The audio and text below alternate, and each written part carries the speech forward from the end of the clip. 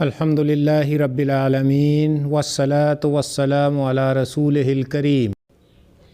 رسول اللہ صلی اللہ علیہ وسلم نے فرمایا، میری امت کے لوگوں میں اس وقت تک خیر باقی رہے گی جب تک وہ افطار میں جلدی کرتے رہیں گے۔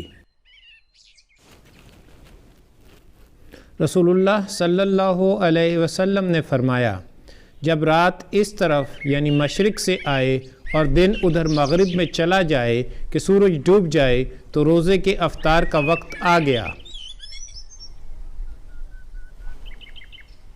ہم رسول اللہ صلی اللہ علیہ وسلم کے ساتھ سفر میں تھے اور حضرت صلی اللہ علیہ وسلم روزے سے تھے۔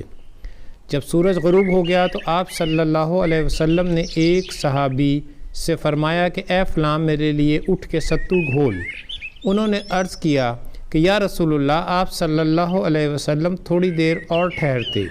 آپ صلی اللہ علیہ وسلم نے فرمایا، اتر کر ہمارے لیے ستو گھول۔ اس پر انہوں نے کہا، یا رسول اللہ، آپ صلی اللہ علیہ وسلم تھوڑی دیر اور ٹھہرتے۔ حضرت صلی اللہ علیہ وسلم نے پھر وہی حکم دیا کہ اتر کر ہمارے لیے ستو گھول، لیکن ان کا اب بھی خیال تھا کہ ابھی دن باقی ہے۔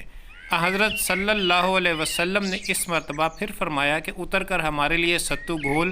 چنانچہ اترے اور ستو انہوں نے گھول دیا اور رسول اللہ صلی اللہ علیہ وسلم نے پیا۔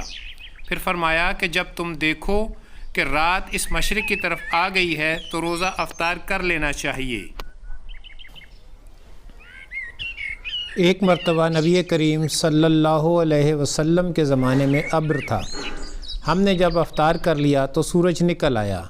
اس پر حشام سے کہا گیا کہ پھر انہیں اس روزے کی قضا کا حکم ہوا تھا؟